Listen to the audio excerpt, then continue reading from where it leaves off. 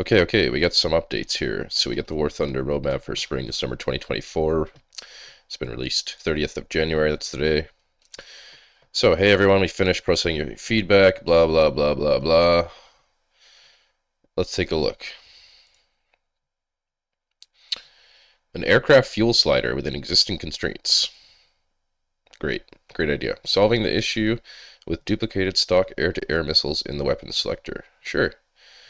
More customization is always good. We're not gonna shit on that. Um, Minimap enemy aircraft detection zones near aircraft respawn points in ground realistic battles. I think that's a great change. Wow. Yeah, because how annoying is it when you're just flying around trying to genuinely not get near the enemy airfield and you're just getting shot by AA, especially those helicopter spawns. So, excuse me. Yeah, that's a fucked up situation when you're just fucking flying around and all of a sudden you're getting pinged by AA, you don't even know why. So, this is really good, this one here. This is the first W. These are sort of don't really care. New tutorial missions for guided weapons. This is good. This is good. There's a lot of people that would love to learn how to use this equipment more effectively, so this is a definite W. Improving the replenishment mechanics and reducing the maximum replenishment time for ground vehicles on capture points. I think this is a good mechanic as well, or a good addition to the game as well, this mechanic. The current waiting around for you to be restocked with ammo is definitely annoying. So they're improving that. It's good to hear. Interface. Advanced settings for destroyed vehicles in the kill feed.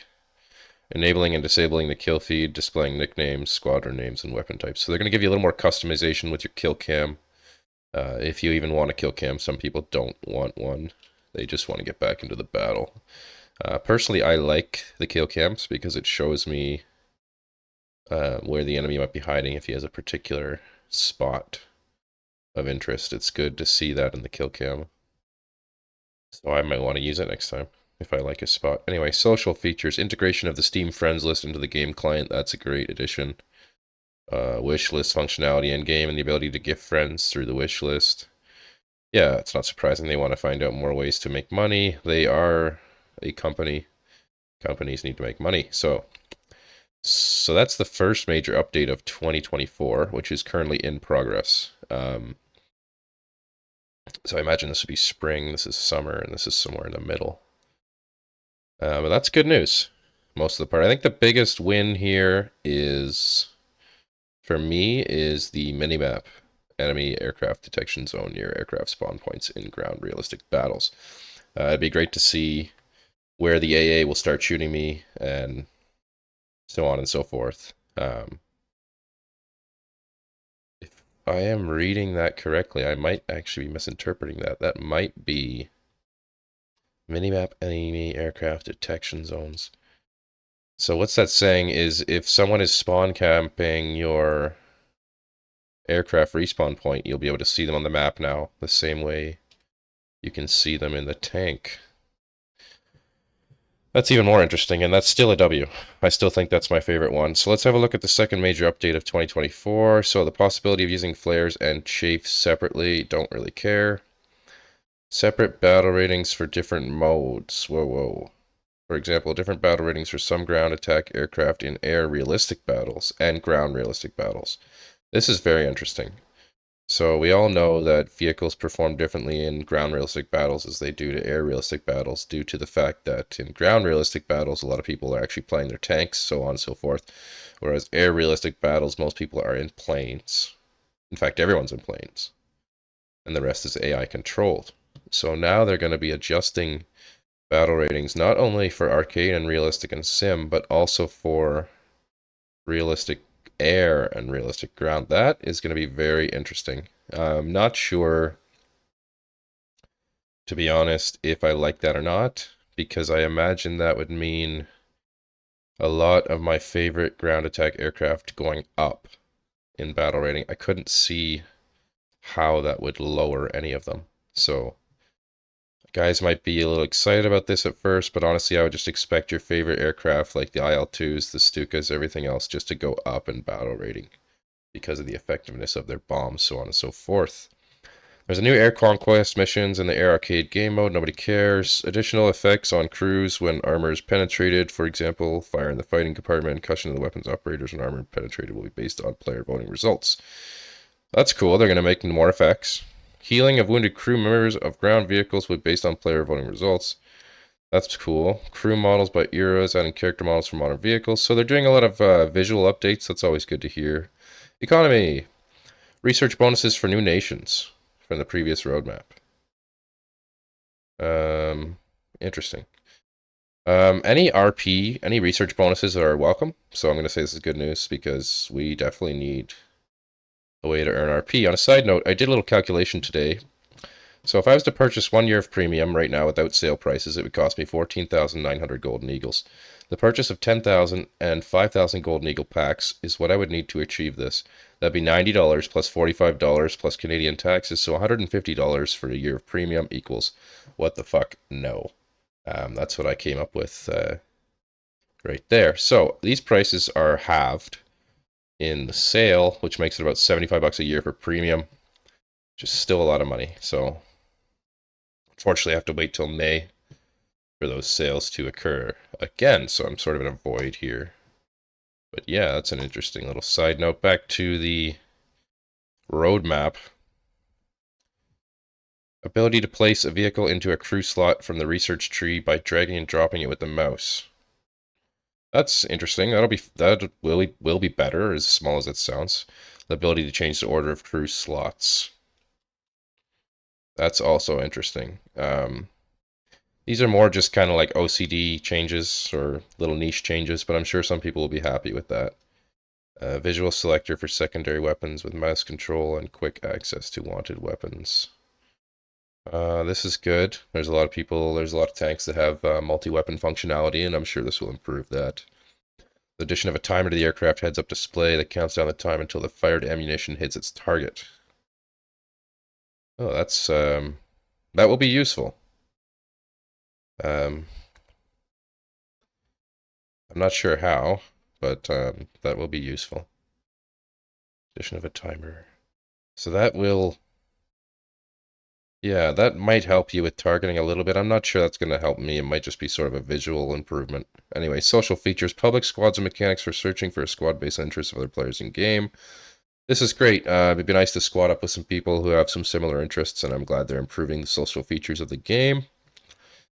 So more W's. Biggest W so far, or biggest change, is the separate battle ratings.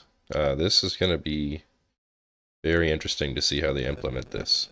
And as an exclusive ground RB player, who does fly a lot of aircraft in my ground RB lineups like everybody else, I can imagine some big changes are on their way, and I'm not confident they'll all be for the better, so.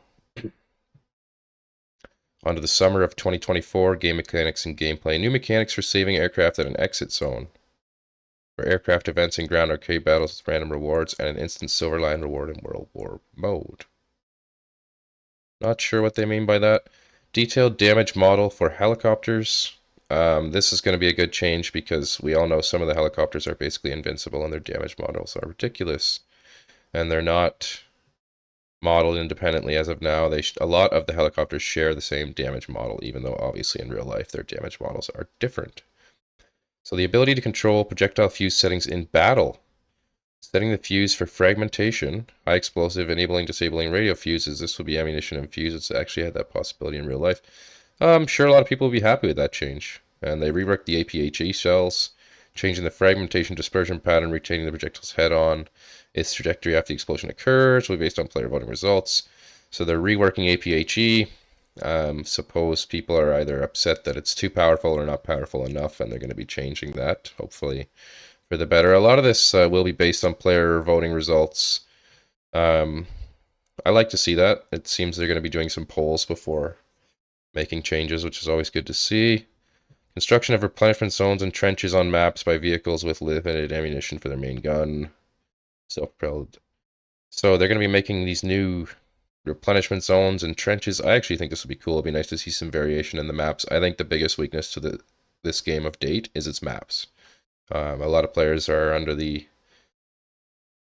impression we included that the maps in this game are just junk, and if they would just make the maps better, it would just go from like a 7 out of 10 to a 9 out of 10.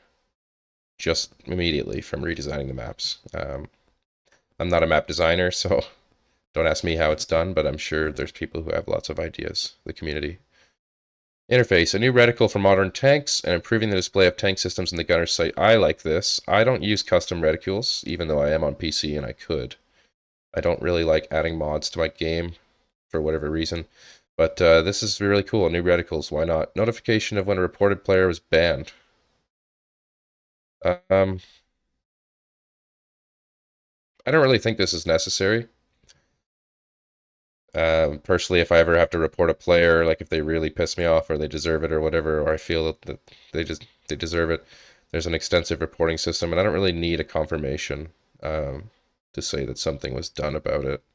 As far as I'm concerned, that's up to them, and that's their business at that point. I've made my report and presented it to them, but I'm sure some people will be happy with this change. Anyway, ability to recycle inventory items that are not needed into random items of other types. Thank God. My inventory is a shit show. It's full of random crap, and I would love to be able to recycle it because I know a lot of the stuff I'm not going to use. For example, the chests that I'm never going to open because they cost golden eagles to open, and I don't like spending money on this game anymore. I've spent hundreds of dollars on this game, but I don't like spending money anymore on this game because I feel I have a lot of tanks, and it's just a waste of money at this point. Anyway. Not to say I don't support the developers. I do believe in supporting the developers, and I have supported Gaijin to this date a lot. So customization of the player card, window, profile background, blah, blah, blah. Don't really care. Improving the destruction replay screen. That's interesting. I think that's a good change. So most of these changes are pretty sweet, to be honest. I think we're on a positive track here. One thing I'm sad about is the economy only gets one little bubble here. And they're just doing research bonuses for new nations. In my opinion, as a free-to-play player, the economy is terrible. I've been researching this chieftain marksman here for feels like weeks, and it's just like when you get to these upper ranks here, like rank 6, rank 7, rank 8, it costs 410,000 RP, and I don't know how much we're averaging nowadays, but you have a good game, you might get 5,000. You have a bad game, you might get 2,000, right? It just takes a while. I find it just takes a while. But that's what you get for being a free-to-play player. You can play premium tanks to help with this. You can see Britain doesn't have any rank 5 premium tanks available right now. Suppose you could buy one of these. This one is actually kind of cool, to be honest. The only problem is it's 9.3. Ugh. And it doesn't have the Stillbrew armor package, which I think is stupid. But yeah, anyway, free-to-play player problems, I guess. I hope y'all enjoyed the video. We will be back making more videos for sure at another date. Let me know what you guys think of the roadmap. Stay tuned for more videos, and I hope you like this setup. I've been making some changes, trying to improve my audio and video quality. Let me know what you think.